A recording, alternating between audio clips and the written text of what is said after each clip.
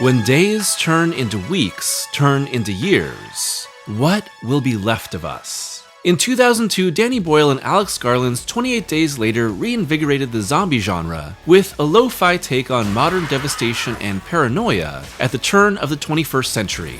In 2007, Boyle, Garland, and director Juan Carlos Fresnadillo returned to a virus-riddled England with 28 Weeks Later, leaving the story open for an even darker world.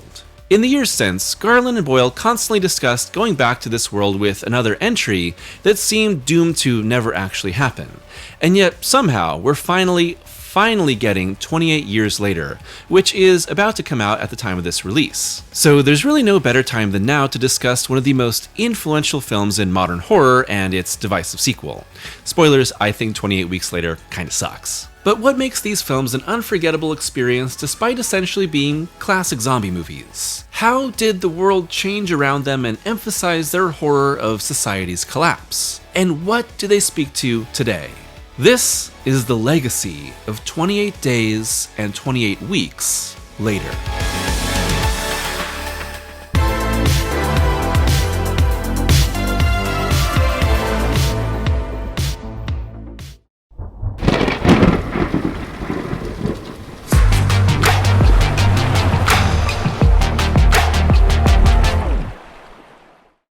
In the nearly quarter of a century since it premiered, 28 Days Later has influenced so many different films that it doesn't seem as shocking or as scary as it once did. But at the time of its premiere, 28 Days Later was a shock to the system, taking well-worn zombie tropes and updating them into something new and really frightening. And like all great things, 28 Days Later's story begins with Resident Evil. Alex Garland broke through as an author in the 90s with his novels The Beach in 1996 and The Tesseract in 1998, with the film adaptation of The Beach in 2000 bringing him into close collaboration with director Danny Boyle, who had established himself as a fast-rising director in Britain with films like Shallow Grave and Trainspotting. As for 28 Days Later, Garland revealed that while he loved zombie movies when he was young, he hadn't really thought about them as an adult until the release of Resident Evil for the PlayStation in 1996. Specifically, Garland stated that he liked how the game's tension came from its lack of resources, but thought about what it would be like if the zombies moved as fast as the dogs in the game. And that's where it all began. Garland's initial screenplay was given to Boyle, who then specifically honed in on the element of rage in the story and emphasized it, with Boyle saying, "There were extraordinary stories of road rage, social intolerance of each other. Then we found all these photographs of the medical stages of rabies. We replicated that in The Look of People." As a screenplay, Garland himself has said that 28 Days Later is very derivative, calling it a twist on Resident Evil and the Day of the Triffids, an apocalyptic story of carnivorous plants that take over London after being mutated by a meteor shower, with our protagonist saved from the initial chaos due to being in the hospital with his eyes bandaged from an accident. There's even a late story run-in with a military group that's abusing the people they should be protecting. But despite Boyle and Garland being hot names in film, Universal Pictures passed on their first look deal. Instead, 28 Days Later ended up being produced by DNA Films and the UK Film Council, with some funds from the UK National Lottery helping to get the film made for a total of only $8 million. The result is that the film had a very tight budget, no room for big stars, no massive sets, largely a punk rock approach to filmmaking that Boyle was synonymous with in his early days. And while that means that the film essentially ran out of money by the end of shooting, and had to beg for more when test screenings proved that people despised the ending, it's also inextricable from the look and style that makes 28 Days so unique. Anyway, onto the film.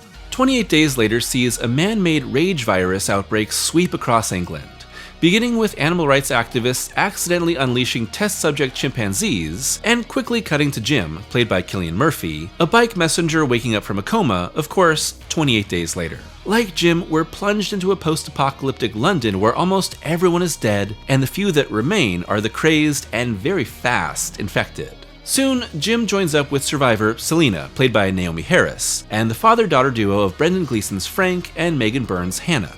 As the duo leave London, they make their way toward a military blockade promising salvation from infection. But the company of new survivors may be worse than living among the infected. 28 Days Later is essentially a zombie film, But given its different approach to the creatures, who at the time had mostly been traditional undead, one of the things that people debate a lot when discussing the 28 films is whether or not you should call these monsters zombies. I don't really think that matters because, while I don't think the creatures are fully in line with them because they're not rising from the grave, the infected are zombie-coded.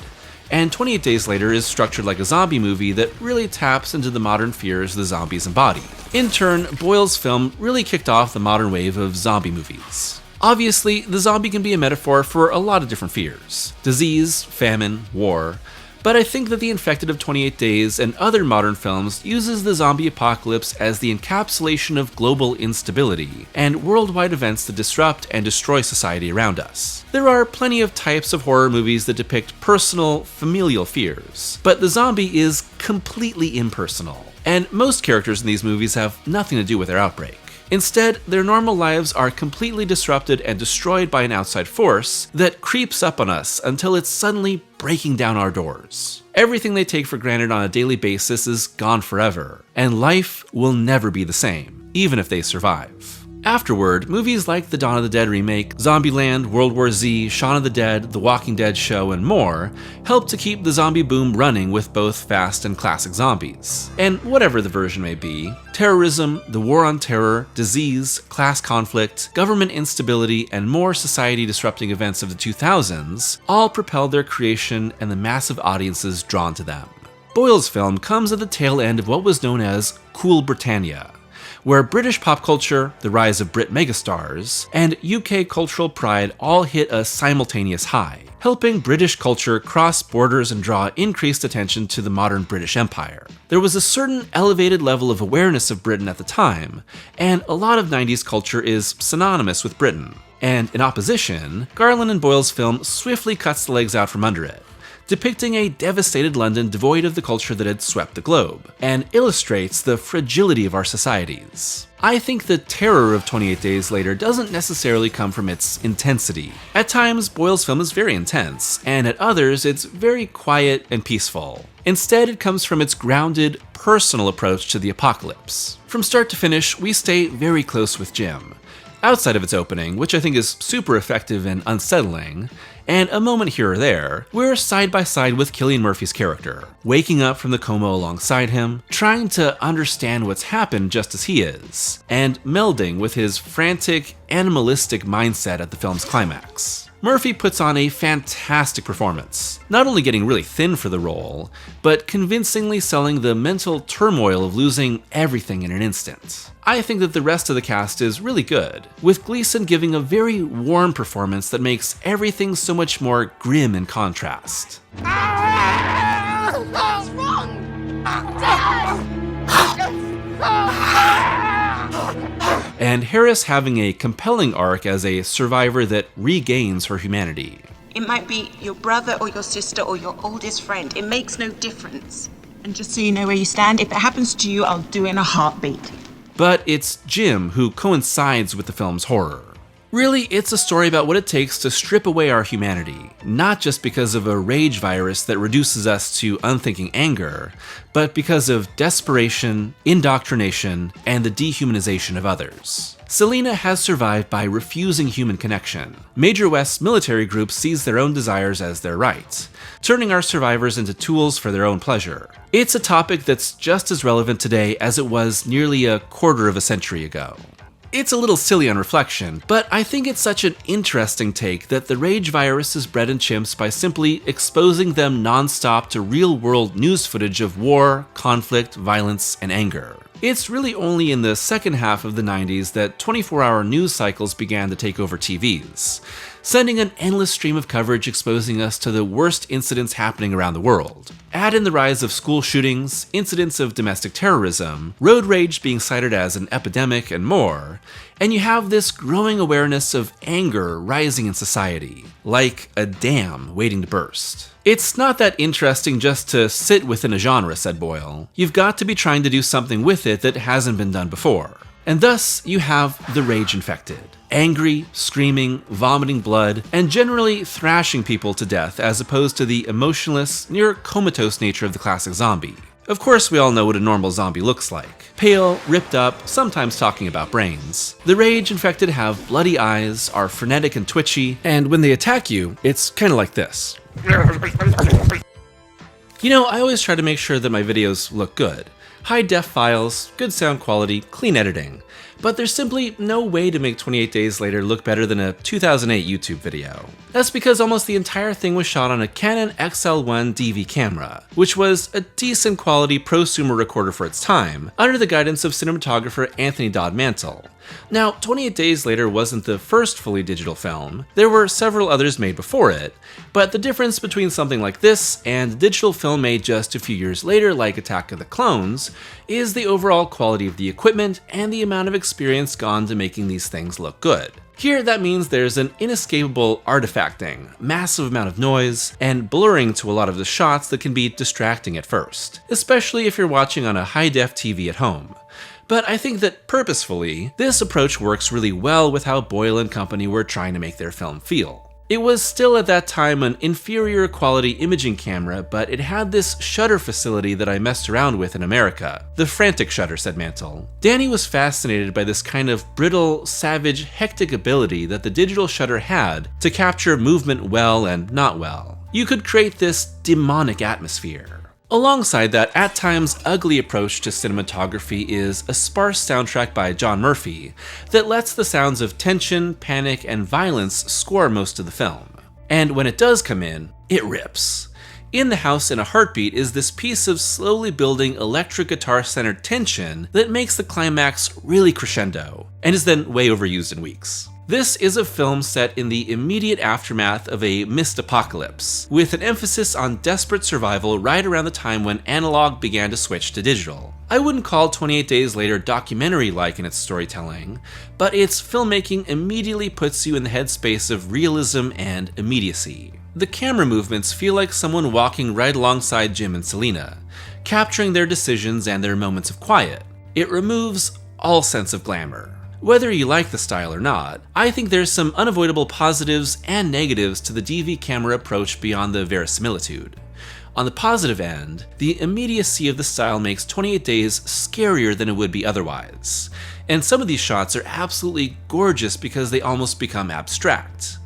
On the other hand, the low resolution means that some details of shots are just completely lost to the point of being incomprehensible. And there is no way to upscale and correct because this is simply how these digital files will always be. The first scene of Jim going into the church and seeing all the dead bodies is kinda hard to fully parse at first. You almost can't tell these are people. Still, it's an inextricable part of how Boyle's film feels. In fact, it's so much a part of its legacy that 28 years later was shot on heavily modified iPhone 15s. Obviously, the quality is much better, but it's a way to carry on the original's legacy. Really, the ideal way to watch 28 Days Later is probably on a CRT TV with a built-in DVD player, sitting on the floor right in front of it for maximum immersion. Overall, if you want a film that retains that obviously digital early 2000s look, but is really taking full advantage of the style, watch Collateral. Michael Mann has an incredible way with the technology, and the mostly nighttime setting that digital video can pick up with low lighting makes the lights and faces pop in a way that I've rarely seen in other movies. Oh man, I gotta make a Collateral video. Here's why I think 28 Days Later is so disturbing and feels like a complete piece with its times. The premise of a rage infection that makes humanity turn in on itself and collapse under the weight of its own violence is playing off mounting fears of war, civil unrest, road rage, shootings, and any other sort of violence that causes society to break down on both a small and large scale when we're all led to believe in its stability. The early moments of Jim wandering through a deserted and destroyed London live out the fear that something as untouchable and permanent like one of the biggest and most famous cities in the world could be destroyed in a moment's notice. Filming those scenes was made possible by shooting super early in the morning and closing off sections that could only happen in a pre-9/11 world. And then, the September 11th terrorist attacks on the World Trade Center revealed a real-life vulnerability that brought the film's hypotheticals much closer to reality, and made 28 Days Later feel like only one infection away from happening. Watching the film today, its depictions of desolation and desertion in the middle of a packed city like London feels like the height of the COVID pandemic. And countless missing persons posters put up in Piccadilly Circus immediately draws the mind to 9/11. And while 28 Days Later came out afterward, Boyle was actually filming the movie when the attacks happened, and all those parallel images are purely by coincidence. It's tapping into the zeitgeist. It's a prediction of how humanity would falter and fall into fear of one another in the aftermath of devastation. Not everything in Boyle's film is unrelenting darkness and depression, really. The film's second act, where our band of survivors gets out of London and enjoys a quiet trip through the English countryside, is beautiful. It's here where Garland's script really lets its characters breathe and connect. Moments like the field of flowers or blowing kisses to wild ponies are so sweet and relaxing. They reflect on the beauty of the world outside of humanity before we're plunged back into darkness. And it shouldn't surprise you when 28 Days Later depicts humans as the greatest monsters, because it's a well-worn zombie trope. At some point in every zombie narrative, the undead hordes become depersonalized and are more like a new obstacle from nature, like storms or the cold or wild animals. And our attention turns to what's left of humanity and what they want from the still living. 28 Days' third act is easily the weakest part of the film, but that's mostly because it becomes much more like what you'd expect. As the surviving soldiers, led by Major West, played by Christopher Eccleston, reveal they've essentially lured them into a trap to use any women that come to them as sex slaves. Alongside this comes the revelation that the rest of the world is uninfected, and only Britain has been quarantined as an island of death. From there, it's a fight to escape, as the fortified mansion is filled with danger from both soldiers and infected, with the film making the parallels clear between a fully unleashed Jim and the infected, with Selina nearly shooting him. That was longer than a heartbeat. I think Garland's script is making the message very obvious in these final moments. The line between normal humanity and the rage infected is incredibly thin. The rage virus brings out something that was already there, and the only difference is our connection to each other that gives those emotions purpose. Of course, it's really interesting to see all this in the context of the film's alternate endings. The original ending saw Jim shot during the escape and dying on the operating table as Selina and Hannah fail to save him. Selina? What are we gonna do now? Walking off into an unknown world as Jim's journey comes full circle. From waking up alone in the hospital to dying in one, left alone again. Another version has Jim's original bike accident intercut with his death, and yet another adds a happy ending showing Hannah and Selina safe and soon to be rescued. Yet another was a radically different approach that didn't make it past storyboards, that would have turned the third act into a fight to save Frank from his infection, with Jim eventually fully swapping blood with him, and left strapped down in the rage experiment that opened the film. All of these range from kinda dark to super dark, and were all part of the film's original intentions. However, poor test screenings convinced the studio to shoot a new ending, giving us the official, much brighter conclusion, with all three of our survivors alive and rescued in a more classically, not digitally shot English countryside as the infected finally die from starvation. It's a much happier conclusion than anything that was originally intended, but I think it was ultimately the right choice. It's cathartic and brings a sense of peace and resolution that I think the film needs, giving Jim a path forward that seemed impossible at the start.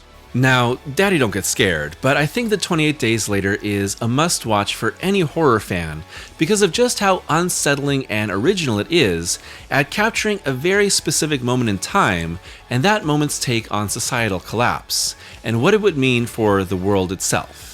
In the end, 28 Days Later was a big hit, making $84.6 million against its $8 million budget, with a staggered release of November 1st, 2002 in the UK and June 27th, 2003 in the US. And while I think the film gives a pretty definitive ending, the success immediately turned talks toward a sequel. He's still left to be cleared from the original outbreak of infection. We're nearly home. In the first several years following its release, Garland and Boyle were in talks with DNA Films and Fox to make a sequel, but as time wore on, they distanced themselves for any more movies. Instead, they went on to make Sunshine together, also released in 2007, and fully pulling out of the sequel to come.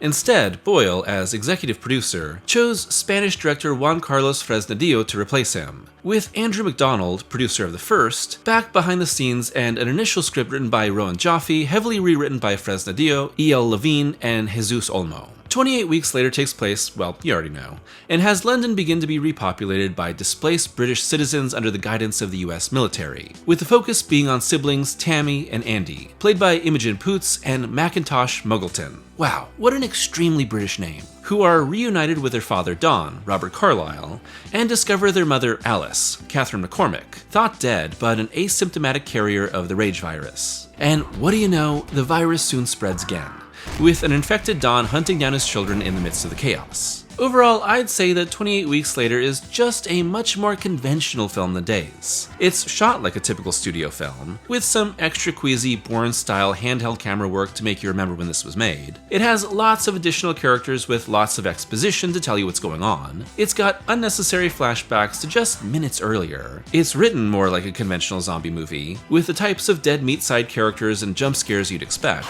And it has a much bigger budget that affords massive set pieces and a big scope that, while pretty commonplace for films of this size, feel odd in comparison to the first movie.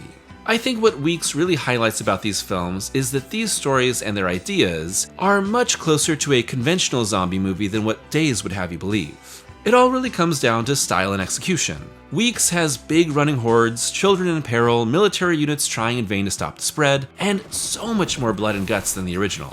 And honestly, before making this video, I'd only seen 28 Weeks Later one time, and I hated it. Now, picking it apart for this video, I think it's okay. Not very good, not horrible, but there's so little that's actually memorable about it, and a whole lot of weaknesses. No offense to Fresnadillo, but it's never a good sign when famous creators behind a franchise suddenly pawn off a film to someone you've never heard, and yet the new director has really no presence in the marketing. I'm looking at you, Peter Jackson's Mortal Engines. There are some great moments. Specifically, I think everyone cites the opening scene set in the midst of 28 Days, where Dawn and Alice's boarded up country house is attacked by the infected. And yeah, I think that opening is really intense and tragic, with Don abandoning Alice out of fear and running for his life in a gut punch of a sequence. It has a lot of the intimacy and freneticism of Boyle's film, and is a great way to connect these two pictures. After that, there's a lot of setup to get the infection going again, with the outbreak only actually happening at the midpoint. And this involves a lot of people making really stupid decisions and the US government insisting that, oh yeah, we should definitely repopulate England 7 months after the entire island was destroyed by a blood-spewing, face-pounding virus. Look, I know the whole 28 is aesthetically pleasing for the franchise, but we haven't even cleared the corpses out yet, people. George W. Bush, please, I'm begging you. It's interesting to compare Days and Weeks in the context of the larger world. Days was released in a post-9/11 world as everything was changing around the globe.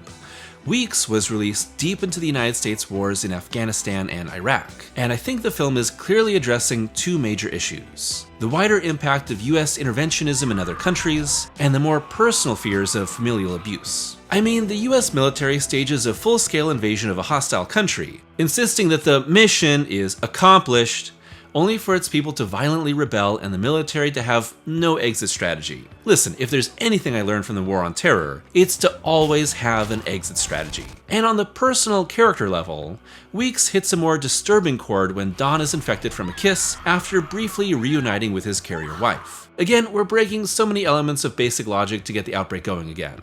But once Don disgustingly ends her, this poor lady really went through hell. He's on an unrelenting chase after his kids. Kill them?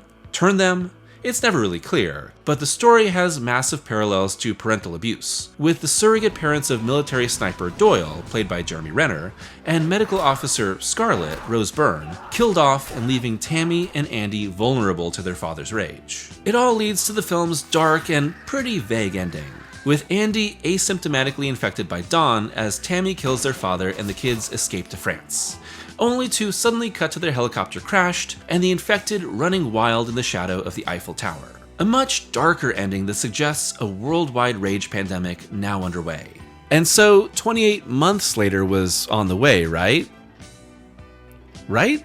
Whatever plans there may have been were put on ice when 28 Weeks Later wound up making $65.8 million against its $15 million budget. Not bad, but definitely a disappointment from the first with a higher budget and lower gross. So despite that ending hinting toward a global spread of the rage virus and more stories to come, it would take 18 years for another film to arrive, with Boyle and Garland teasing the idea of coming back for another movie in the years between.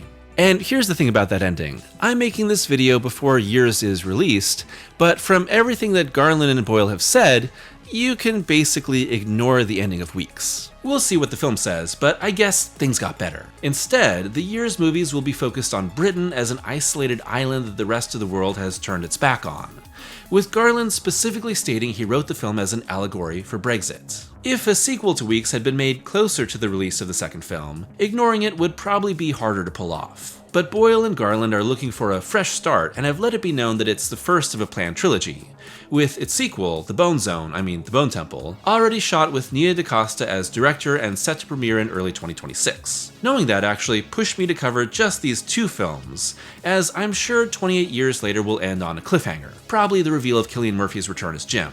Also, there's a lot of people with Jim names in Years, which leads me to believe he's worshipped as a savior.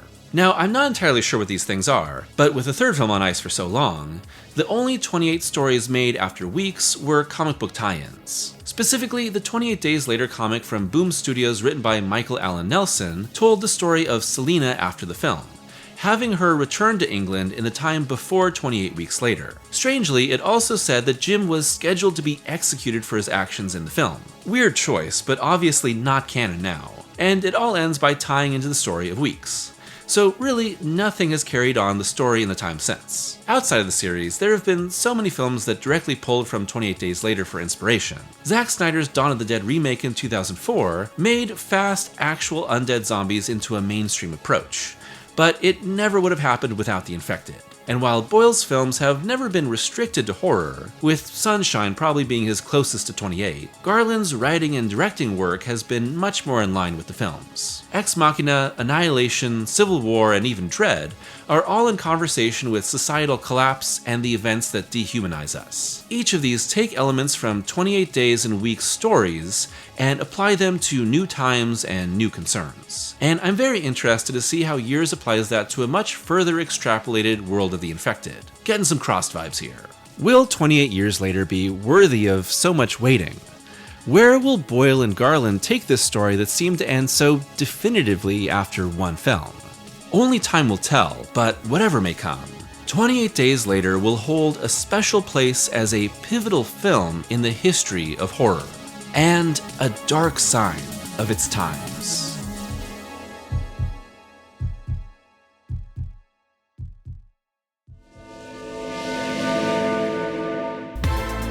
Thanks for watching today's video and happy Summerween. The videos continue to roll on with a topic that I've wanted to cover for a while but basically was waiting for another film to come out. And with 28 Years Later about to arrive, I thought now would be a good time to talk about Days and Weeks.